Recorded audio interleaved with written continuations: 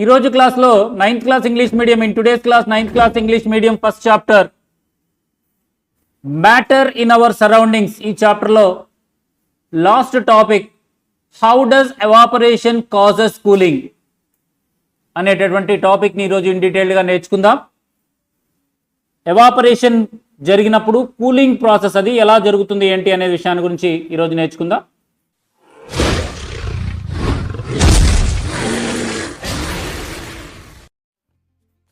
Evaporation already states మారటాన్ని మీరు previous క్లాసెస్లో నేర్చుకున్నారు. టెంపరేచర్ ఇంక్రీజ్ చేయడం ద్వారా సాలిడ్ స్టేట్ లిక్విడ్ స్టేట్గా, లిక్విడ్ స్టేట్ గ్యాసియస్ స్టేట్గా ఇక్కడ వచ్చింది. టెంపరేచర్ ఇంక్రీజ్ చేయడం ద్వారా లిక్విడ్ స్టేట్ గ్యాసియస్ స్టేట్గా కన్వర్ట్ అయ్యేటటువంటి ప్రాసెస్ని ఎవాపరేషన్ అంటాము. ఏ టెంపరేచర్ దగ్గర అయినా సరే ఈ ఎవాపరేషన్ అనేది జరుగుతుంది. మనం బయట బట్టలు ఆరవేసినా, లేకపోతే కింద మాప్ పెట్టి కింద బండలు తుడిచినా కొంతసేపటికి ఆవిరైపోవడానికి కారణం కూడా ఎవాపరేషనే. బట్టలు ఆరిపోవడానికి కూడా కారణం ఎవాపరేషనే. ఇవన్నీ కూడా ఏ టెంపరేచర్ దగ్గరైనా జరుగుతుంది. వేడి ఇంత పర్టికులర్ టెంపరేచర్ అంటూ ఏముండదు. 100 degrees దగ్గర ఇది జరిగిద్ది, 50 degrees దగ్గర ఇది జరిగిద్ది ఏముండదు. ఏ టెంపరేచర్ దగ్గరైనా సరే లిక్విడ్ స్టేట్లో ఉన్నటువంటి పార్టికల్స్ ఎనర్జీని గెయిన్ చేసుకొని గ్యాసియస్ స్టేట్లోకి మారేటటువంటి ఈ ప్రాసెస్నే ఎవాపరేషన్ అని చెప్తాం. ఈ ఎవాపరేషన్ జరిగినప్పుడు కూలింగ్ ప్రాసెస్, అది evaporation is a cooling process. ఎక్కడైతే ఎవాపరేషన్ జరుగుతుందో ఆ జరిగినటువంటి ఆబ్జెక్ట్ నుంచి హీట్ని గెయిన్ చేసుకుంటుంది. అందువల్ల ఆ ఆబ్జెక్ట్ కూల్ అవుతుంది. ఎవాపరేషన్ జరిగితే ఎక్కడైతే ఎవాపరేషన్ జరిగిందో, దేంట్లో అయితే ఎవాపరేషన్ జరిగిందో, దేని మీద అయితే ఎవాపరేషన్ జరిగిందో ఆ ఆబ్జెక్ట్ కూల్ అవుతుంది. ఈ లిక్విడ్ మాత్రం ఏమవుతుంది, గ్యాసియస్ స్టేట్లోకి మారుతుంది. ఫర్ ఎగ్జాంపుల్ శానిటైజర్ తీసుకోండి. శానిటైజర్ని చేతిలో వేసుకుంటే చల్లగా ఉంటుంది. గమనించి ఎందుకు చల్లగా ఉంటుంది? శానిటైజర్ని చేతిలో వేసుకుని అలా బయట ఇలా పెడితే కొంచెంసేపటికి ఆ శానిటైజర్ మొత్తం ఏమవుతుంది, ఎవాపరేట్ అయిపోతుంది. మనం హీట్ చేయాల్సిన అవసరం లేదు. మన బాడీ టెంపరేచర్కే ఆ ఎవాపరేషన్ జరుగుతుంది. స్పిరిట్ అనేది శానిటైజర్లో స్పిరిట్ ఉంటుంది. శానిటైజర్ అనేది స్పిరిట్లో లిక్విడ్ ఏదైతే వాటర్ లాంటి లిక్విడ్ కాదు, అది వేరే రకమైన లిక్విడ్. దానికి బాయిలింగ్ పాయింట్ చాలా తక్కువ ఉంటుంది. తక్కువ టెంపరేచర్ దగ్గరే ఎవాపరేట్ అయిపోతుంది. అది ఈజీగా హీట్ చేయాల్సిన అవసరం లేదు. వాటర్ అయితే వాటర్ కూడా ఎవాపరేట్ అవుతుంది, కానీ చాలా స్లోగా ఎవాపరేట్ అయిపోతుంది. కానీ శానిటైజర్ లిక్విడ్ ఎవాపరేషన్ ఫాస్ట్గా జరుగుతుంది తక్కువ టెంపరేచర్ దగ్గరే. మన బాడీ టెంపరేచర్ మనం చేతిలో వేసుకున్నాం కదా, మన బాడీ టెంపరేచర్ దగ్గరే ఎవాపరేట్ అయిపోతుంది. ఈ ఎవాపరేషన్ జరిగేటప్పుడు లోపల ఏం జరుగుతుంది ఇన్ డీటెయిల్డ్గా మీరు గమనించినట్లయితే, ఒకసారి మన సరౌండింగ్స్లో ఉండేటటువంటి ఎనర్జీని గెయిన్ చేసుకొని లిక్విడ్ స్టేట్ నుంచి గ్యాసెస్ స్టేట్కి మారేటటువంటి ఈ ప్రాసెస్ ఎవాపరేషన్ అంటాము. కాబట్టి సరౌండింగ్స్ కూల్ అవుతాయి. ఎప్పుడైతే ఎవాపరేషన్ జరుగుతుందో, ఎవాపరేషన్ జరిగినటువంటి సరౌండింగ్ ఏదైతే ఉందో, సబ్స్టెన్స్ ఏదైతే ఉందో అది కూల్ అయిపోతుంది. చూడండి, what happens when you some acetone or nail polish remover. మీ అందరికీ తెలిసిందే, నెయిల్ పాలిష్ రిమూవర్ కూడా చల్లగా ఉంటుంది చేతిలో వేసుకుంటే. శానిటైజర్ కూడా అంతే. ఏదైనా ఎగ్జాంపుల్గా తీసుకోవచ్చు. మీ పామ్ మీద వేసుకున్నట్లయితే ఆ పామ్ అనేది సరౌండింగ్. ఇక్కడ పామ్ మీద వేసుకున్నప్పుడు ఇక్కడ ఎవాపరేషన్ జరుగుతుంది. మనం ఏమవుతామో కూల్గా ఉండడాన్ని ఫీల్ అవుతాం. మనం we feel cool when nail polish remover or sanitizer is put on our palm అంటే అర చేతిలో వేసుకున్నప్పుడు కూల్ అవుతాం. ఇక్కడ ఏం జరుగుతుంది ఒకసారి ఇన్ డీటెయిల్డ్గా గమనించినట్లయితే లోతుగా ఇలా పెట్టుకొని మీరు చూస్తుంటే మీకు ఏం కనిపించదు. కానీ యాక్చువల్లీ ఎవాపరేషన్ ఎప్పుడు జరుగుతుంది, ఎనర్జీ గెయిన్ చేసుకొని లిక్విడ్లో ఉండే పార్టికల్స్ ఎనర్జీ గెయిన్ చేసుకొని ఇంకా బాగా ఎక్కువగా వైబ్రేట్ అయ్యి హయ్యెస్ట్ ఎనర్జీని ఎక్కడి నుంచో గెయిన్ చేసుకొని, ఎక్కడి నుంచి అంటే దేని మీద అయితే అది పోయబడిందో, మన హ్యాండ్ మీద పోయబడింది కదా, శానిటైజర్లో ఉన్నటువంటి పార్టికల్స్ మన బాడీలోంచి ఎనర్జీని అబ్జార్బ్ చేసుకొని, మన బాడీ టెంపరేచర్ ఉంటుంది కదా, మన బాడీ టెంపరేచర్లోంచి మన బాడీలోంచి ఎనర్జీని అబ్జార్బ్ చేసుకొని శానిటైజర్లో ఉన్న పార్టికల్స్ బాగా ఎక్కువ కైనెటిక్ ఎనర్జీని గెయిన్ చేసి మూవ్ అయ్యి లిక్విడ్ స్టేట్ నుంచి గ్యాసియస్ స్టేట్కి వెళ్తాయి. ఇక్కడ ఎవాపరేషన్ జరుగుతుంది. ఎవాపరేషన్ జరగాలి అంటే ఆ పార్టికల్స్ ఏం చేస్తున్నాయమ్మా, ఏ పని చేస్తున్నాయి? ఎనర్జీని మన బాడీ నుంచి గెయిన్ చేసుకుంటున్నాయి, లాక్కుంటున్నాయి మన బాడీ నుంచి ఎనర్జీని.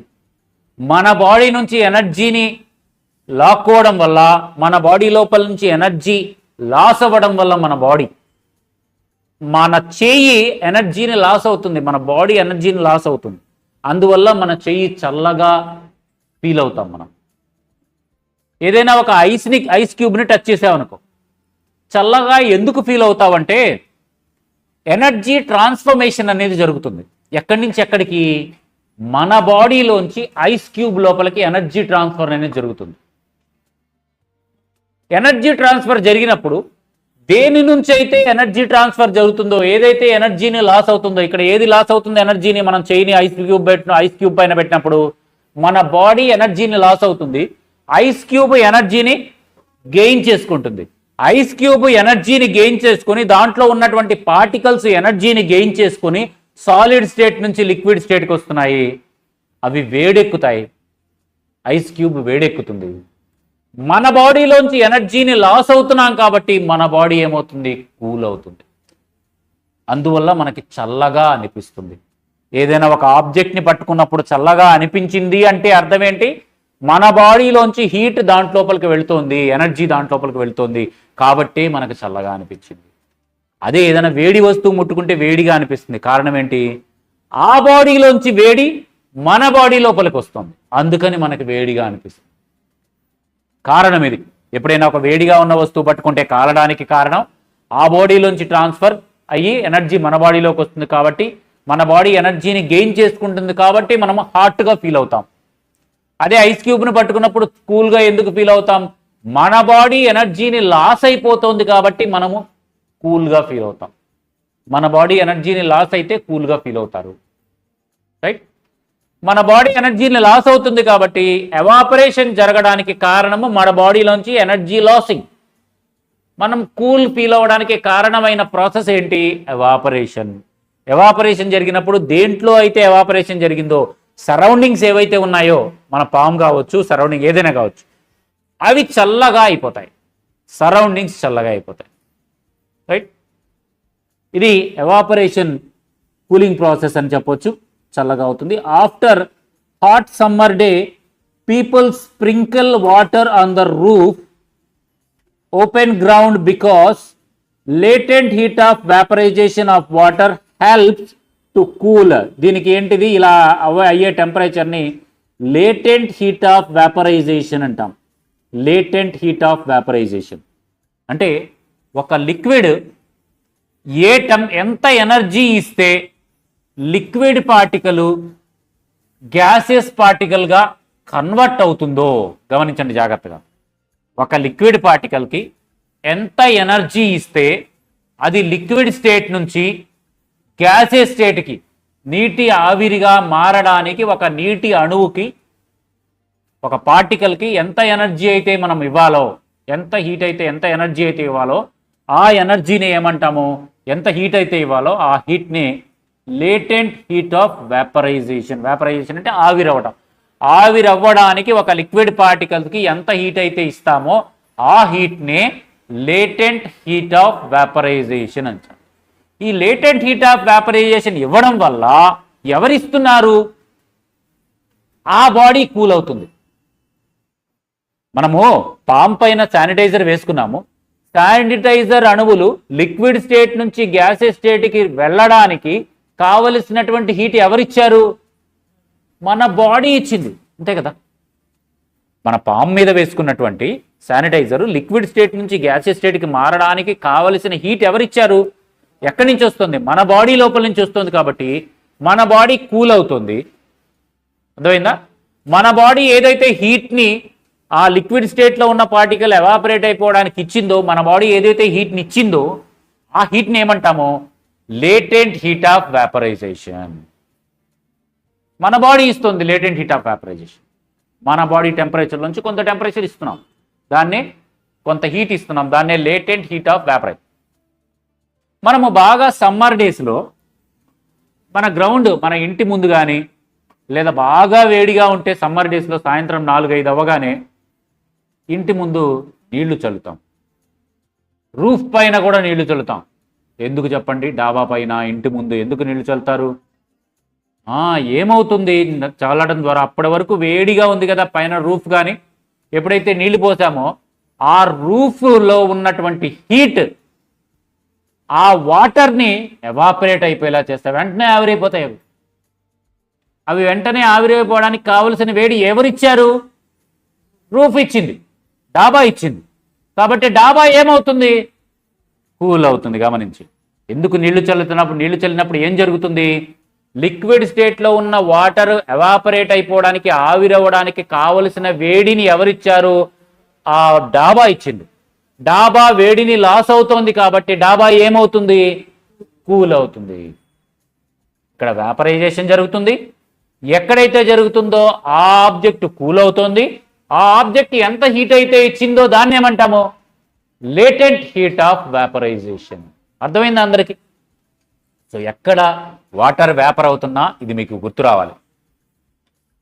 సాయంత్రం పూట 5ంటికి అమ్మ ఇంటి ముందు నీళ్లు చల్లమ్మాయి అందనుకో, ఎందుకు నీళ్లు చల్లాలి అని మీ తమ్ముడు అడిగాడు అనుకో, ఏం చెప్తావు? ఇది చెప్పాల్సింది. అరే మనం నీళ్లు చల్లడం ద్వారా మన ఇంటి ముందున్నటువంటి ప్లేస్, అప్పటిదాకా ఇంటి పైన నీళ్లు చల్లమంటే లేదేంటి, ఎందుకు చల్లుతున్నామంటే నీళ్లు చల్లడం ద్వారా నీళ్లు ఆవిరవుతాయి. నీళ్లు ఆవిరవ్వడానికి వేడి ఈ నేల కానీ లేదా రూఫ్ కానీ ఆ నీళ్లు ఆవిరైపోయేలా చేస్తాయి. వేడి అనేది మన డాబా మీద నుంచి ఆ నీళ్ల లోపలికి వెళ్తుంది, నీళ్లు ఆవిరైపోతాయి. మన డాబా వేడిని బయటకు పంపించేయడం ద్వారా, వాటర్కి ఇచ్చేయడం ద్వారా, వేడిని ఇవ్వడం ద్వారా మన బాడీ చల్లబడుతుంది, మన డాబా చల్లబడుతుందిరా. అందుకని మన ఇల్లు చల్లబట్టడానికి, మన ఇంటి ముందు ప్లేస్ చల్లబట్టడానికి వాటర్ని చల్లుతాము. వాటర్ని చల్లడం ద్వారా ఇక్కడ ఎవాపరేషన్ జరుగుతుంది. ఎవాపరేషన్ జరగడానికి వేడిని ఆ ఇంటి ముందున్న ప్లేస్ ఇచ్చింది. ఆ ప్లేస్ వేడిని లాస్ అవ్వడం వల్ల ఆ ప్లేస్ కూల్ అవుతుంది, తద్వారా మన ఇల్లు కూడా కూల్ అవుతుందని చల్లుతారా అని చెప్పాలి వాడికి. అర్థమైందా? ఊరక సాయంత్రం అవగానే నీళ్లు చల్లుతారు, ఎందుకు చల్లుతారో కూడా తెలియదు. చల్లగా అవడానికి చల్లుతారని మాత్రం తెలుసు. ఎందుకు చల్లగా అయింది, అసలు ఏం జరిగిద్ది ఇక్కడ అనేది ఇక్కడ నేర్చుకున్నారా మీరు 9th క్లాస్లో?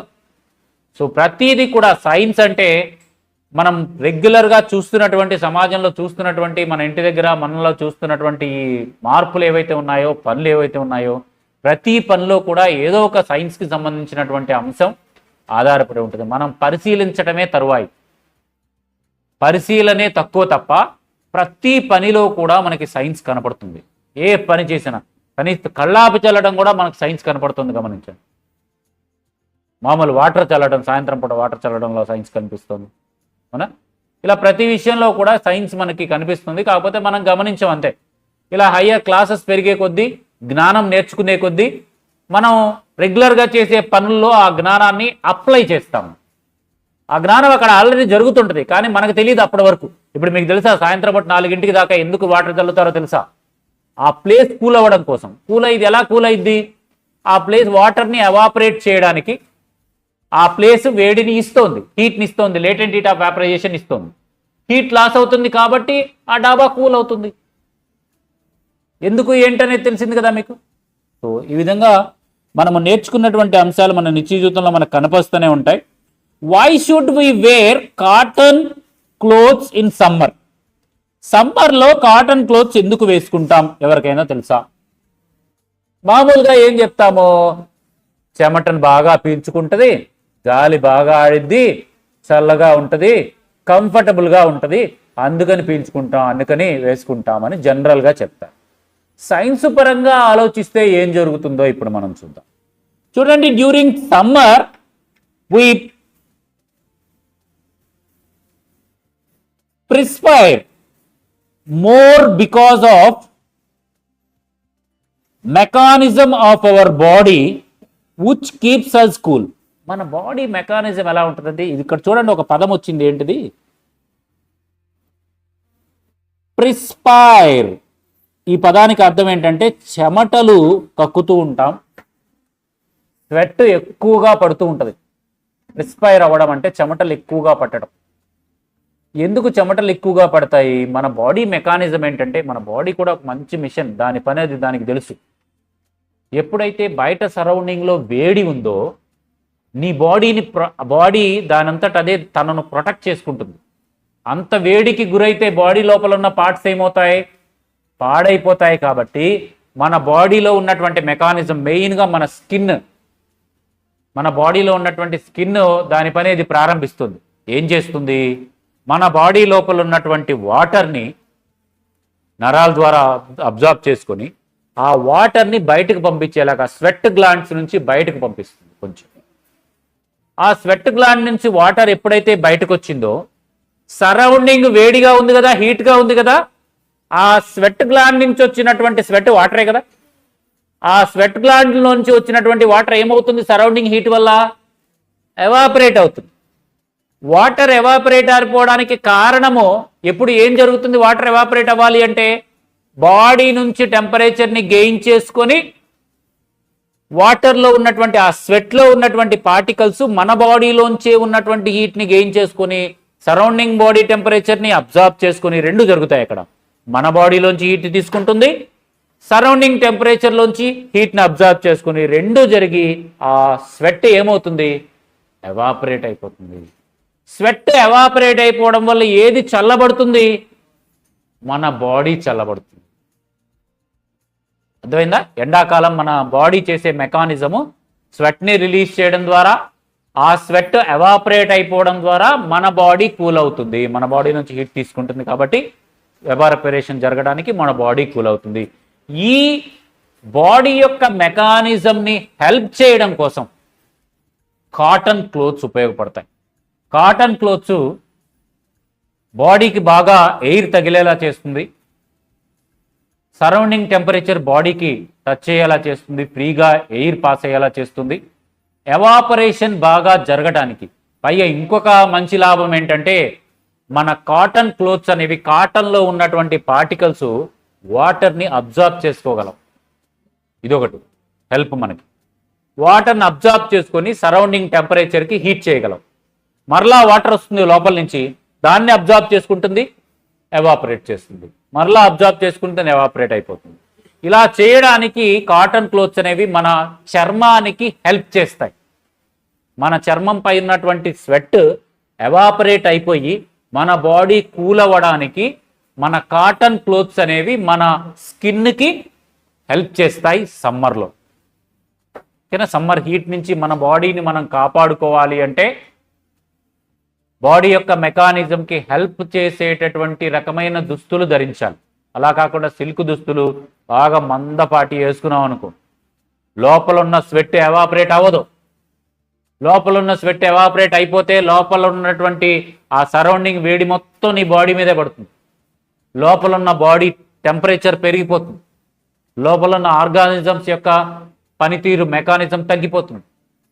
తద్వారా రకరకాలైనటువంటి రోగాలు, మెయిన్గా ఫస్ట్ వచ్చేది ఏంటంటే సమ్మర్ ఏమంటారు దాన్ని, వడదెబ్బ తగులు. వడదెబ్బ తగలటము నరిగినప్పుడు వెంటనే స్పృహ కోల్పోతాం, నీ మైండ్ బాడీ కంట్రోల్ కోల్పోతుంది. ఎందుకని బాడీ కంట్రోల్ కోల్పోతుంది? బాడీ హై టెంపరేచర్కి రీచ్ అవుతుంది, బాడీ కూల్ కాదు. నువ్వు వేసుకున్న స్వెట్, నువ్వు వేసుకున్నటువంటి షర్టు బాడీ కూల్ అవ్వడానికి హెల్ప్ చేయలా.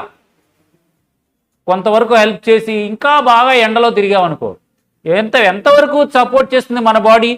కొంచెం సరౌండింగ్ కాసేపు 1 గంట 2 గంటలో బయట ఉన్నటువంటి హీట్ నుంచి తనను తాను కాపాడుకోగలుగుతుంది. ఎక్కువసేపు ఉంటే అది మాత్రం ఏం చేస్తుంది కదా, ఎక్కువసేపు ఉంటే తాను కాపాడుకోగలిగినంతసేపు బాడీ తనను తాను కాపాడుకుంటుంది. ఇంకా కాపాడుకోలేని పరిస్థితి వచ్చి ఇంకా ఎక్కువసేపు ఎండల్లో తిరిగామనుకో, ఇంకేం చేయలేక బాడీ కూడా నేను ఇంకేం చేయలేనమ్మా, ఎంతవరకు కూల్ చేయగలనో బాడీని అంతవరకు కూల్ చేశాను, ఇంకా అంతకన్నా చేయలేనంటావు. అప్పుడు మనకి కంపల్సరీగా, అందుకని ఎండల్లో బాగా తిరగకూడదు అని చెప్తారు. కాస్త కొత్త పని ఉంటే 1 అరగంట వెళ్ళి రావాలి తప్ప గంటలు ఎండలో ఉండకూడదు సమ్మర్లో అని చెప్తారు. కారణం ఇది. 1 గంట అలా వెళ్ళొచ్చావు అనుకో, మన బాడీ దాని పని చేసుకుంటుంది, నీ బాడీని కూల్ చేస్తుంది, నీకు ఎలాంటి ఇబ్బంది ఉండదు. ఎక్కువసేపు ఎండకి ఎక్స్పోజ్ అయితే ఎక్కువ ఓవర్ హీట్ అయిపోతుంది. ఓకేనా? సో ఈ విధంగా మన సమ్మర్లో మనకి కాటన్ క్లోత్స్ ధరించడానికి కారణం ఇదే. ఎవాపరేషన్ ఫ్రీగా జరగడానికి, స్వెట్ని అబ్జార్బ్ చేసుకోవడానికి, అట్మాస్ఫియరిక్ ఎవాపరేషన్ ఫ్రీగా జరగడానికి ఈ కాటన్ క్లోత్స్ అనేవి మనకి ఉపయోగపడుతూ ఉంటాయి. Let us take some ice cold water in a tumbler soon we will see water droplets on the other surface. చెప్పాం కదా, ఇది కండెన్సేషన్ అని చెప్పాం మనం. కూల్ వాటర్ని ఒక గ్లాస్లో తీసుకుంటే దాని చుట్టూ చిన్న చిన్న వాటర్ డ్రాప్లెట్స్ ఏర్పడతాయి. కారణం ఏంటంటే దాంట్లో ఉన్నటువంటి వాటర్ కూల్గా ఉండడం వల్ల దాని సరౌండింగ్ ఎయిర్ కూడా కూల్ అవుతుంది.